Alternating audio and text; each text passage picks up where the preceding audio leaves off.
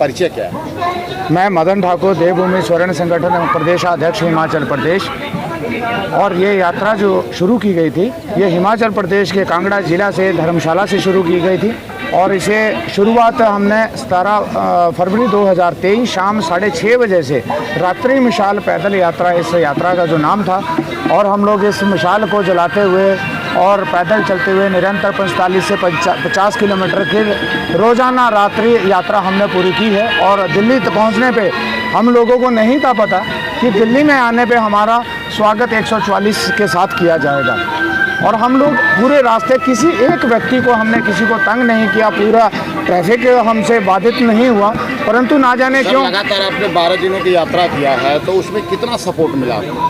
हमें किसानों का भरपूर सपोर्ट मिला। और मैं जो हरियाणा की हमारी पानीपत में मुख्य ऑफिस है भारतीय मजदूर संघ का, मोर्चा का, उन्होंने अपना पूरे तहे दिल से हमारा साथ दिया है और हर जगह साथ लड़ाई लड़ने के लिए, क्योंकि जब किसानों के अधिकारों की बात आती है तो हर एक किसान अपनी लड़ाई लड़ने के लिए बाहर निकलता है। हम लोग गैर राजनीतिक रूप से इस लड़ाई को लड़ रहे हैं और बिना किसी जाति से। हमने कहा है कि बहुत स्वर्ण, ये जो स्वर्ण शब्द है, इससे बहुत लोगों को आपत्ति है कि हम लोग जातिवाद फैलाते हैं। मैं कहता हूं कि आओ एक थाली में खाना खाएं, आओ। अगर किसी को ये दिक्कत है कि हम जातिवाद फैला रहे हैं, हम लोग कोई जातिवाद नहीं फैला रहे। हम लोग कहते हैं कि जब आर्थिक आधार पे आरक्षण की बात हम करते हैं तो तमाम हर जाति धर्म के लोगों के, गरीब लोगों की हम लोग बात कर रहे हैं। जिस तरीके से दिल्ली में आज़ाद मंच से यूएस राणा और शैलेंद्र जी यहाँ पहुँचे हुए हैं, आपका स्वागत कर रहे हैं, वो कैसा महसूस हो रहा है? ये हमें बहुत गर्व का विषय है और हम लोग चाहते हैं जिस तरह से हम लोग कंधे से कंधा मिला के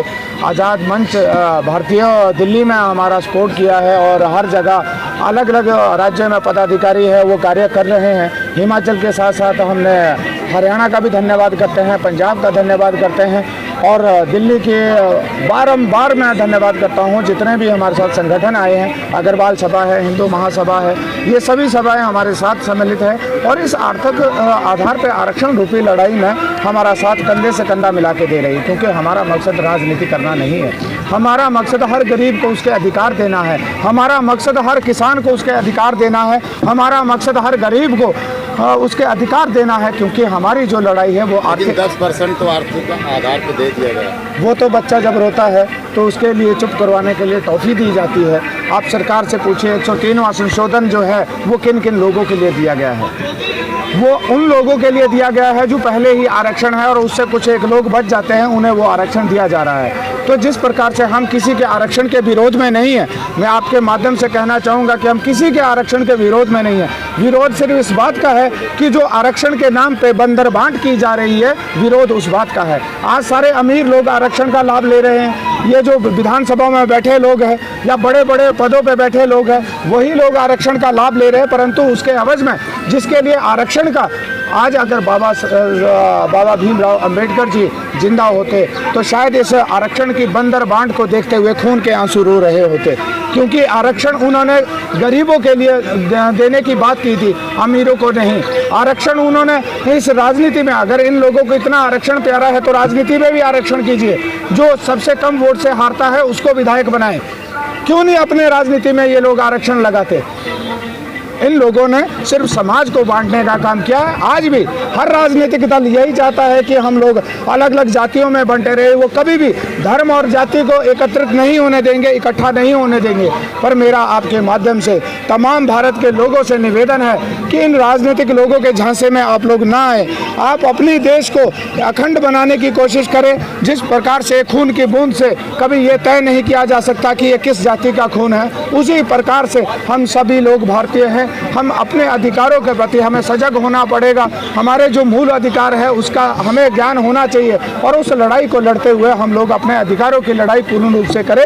हमारी मुख्य लड़ाई किसानों के लिए है। किसानों को 3000 रुपया उसको जो किसान प्रोत्साहन राशि के लिए हमने रखा है, केंद्र सरकार उसे दे, राज्य सरकार उसे दे। क्योंकि जिस प्रकार से हमारे किसान आए साल कम से कम 500-600 की संख्या में आत्मदाह करते हैं, आत्महत्या कर लेते हैं, उस आत्महत्या को रोकने के लिए किसान को अगर 3,000 रुपये दिया जाए तो कोई बहुत बड़ी बात नहीं है। आए महीने में, आए साल में, चाहे केंद्रीय कर्मचारी है चाहे राज्य कर्मचारी है, हर तरह का भत्ता उन लोगों को दिया जाता है। अगर हम बात राजनीति की करें तो राजनीति में हमारे टैक्स के पैसों के द्वारा ये लोग तमाम अपनी सुख सुविधा के लिए जो जितना मन मुताबिक पैसा बढ़ाना है वो पैसा बढ़ाया जाता है। परंतु जब अधिकारों की बात आती है, जब वो टैक्स जो हम सड़कों पे चलते हैं हम लोगों से टैक्स वसूला जाता है, परंतु जब अधिकारों की बात आती है तो हमारे लिए धारा 144 लगाई जाती है। क्या दिक्कत थी, मैं प्रशासन से भी पूछना चाहता हूँ, हमारी मिसाल से क्या दिक्कत थी आपको कि आपने दिल्ली में एंटर नहीं करने दिया,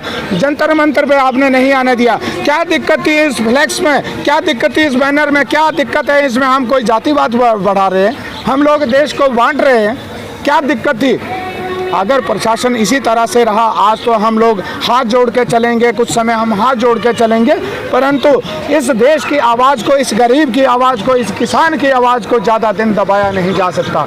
मैं केंद्र सरकार, राज्य सरकारों से भी यही निवेदन करूंगा कि आप इस आंदोलन को जितना दबाने की कोशिश करेंगे ये इतना आगे उठ के एक ज्वाला का रूप लेगा और आने वाले समय में राजनीति का भविष्य गरीब किसान और गरीब आदमी तय करेगा। ये जो विधानसभा में बैठे एसी के कमरे में बैठे हुए लोग ये तय नहीं कर पाएंगे। ऐसे आंदोलन के हम लोग प्रारूप बना रहे हैं। क्या कहेंगे जिस तरीके से आज़ाद मंच स्वागत कर रहा है और ये लोग 12 दिनों से लगातार पैदल चल करके हिमाचल से पहुँचे हुए जंतर मंतर पर, इनके और इन लोगों को सपोर्ट भी मिला, लेकिन कहीं ना कहीं 144 धारा का डर भी लगा और इनको परेशान भी किया गया। तो आप क्या समझते? देखिए, ऐसा है जैसा कि आप जानते हैं आज़ाद मंच वर्षों से इस लड़ाई को लड़ रहा है। इस क्रांति में जितने भी आज तक आंदोलन खड़े हुए हैं उस सब में हमारा भागीदारी होती है। वैसे ही हिमाचल से चली उस क्रांति की ज्वाला को अगर हम स्वागत न करते तो ऐसा लगता है कि जैसे हम कहीं एक बड़े आंदोलन की हिस्सेदारी से छूट गए। यह आंदोलन हमने देखा है इन लोगों की जो एक इच्छा है और इस इच्छा का जो स्वरूप पिछली बार जो हिमाचल में आंदोलन का स्वरूप बना उससे हम परिचित हैं। हमें मालूम है कि ये लोग पीछे हटने वाले नहीं हैं। ये लोग अपनी मांगों को लेकर के जितने सजग हैं, और सबसे बड़ी बात ये है कि इनकी मांग कोई जायज़, ऐसा नहीं कि नाजायज़ मांग हो, इनकी मांग जायज़ मांग है। इनकी मांगों में ऐसा कोई भी नाजायज़ वो एक कहीं बिंदु नहीं है जिस पर कोई ऐतराज़ कर सके। न ये किसी जाति के खिलाफ है, ना किसी धर्म के खिलाफ है, ना किसी वर्ग विशेष के खिलाफ है। मांगे हमारी सिर्फ सीधी और एकदम सपाट है जिससे कि ये संदेश जाता है, एकता का संदेश जाता है। आरक्षण इस विषय पर कई बार आंदोलन हुए लेकिन कभी भी सफलता तक इसलिए नहीं पहुंचने दिया जाता है इसको, चूँकि वोट बैंक की राजनीति हावी है इस देश में। जिस लोगों का तुष्टीकरण की राजनीति हावी है, तुष्टीकरण की वजह से हमेशा कोर्ट के आदेशों को भी पलट दिया जाता है। जैसा कि आपने दलित एक्ट पर देखा होगा, यू ललित और आदर्श गोयल का जो फैसला था 18 मार्च को ये फैसला आया, 20 मार्च को पलट दिया गया। इतना बड़ा आंदोलन हुआ देश में, हिंसक आंदोलन हुआ और सुप्रीम कोर्ट के फैसले तक को पलट दिया गया।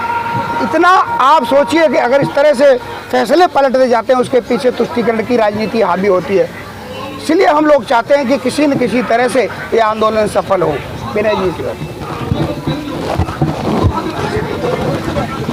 क्या करना चाहेंगे सर, जिस तरीके से 12 दिन की यात्रा करके आप लोग दिल्ली पहुँचे? सर, ये चिंगारी हिमाचल से उठी है और ये ज्वाला का रूप लेके दिल्ली पहुंची है और ये रुकने वाली नहीं है। तो हम आह्वान करते हैं सरकार से कि या तो इसको शांत कर दिया जाए, नहीं तो इसके लपेटे में अगर सरकार आती है तो आगे 24 में इलेक्शन है तो इसका खमियाजा सरकार को भुगतना पड़ेगा।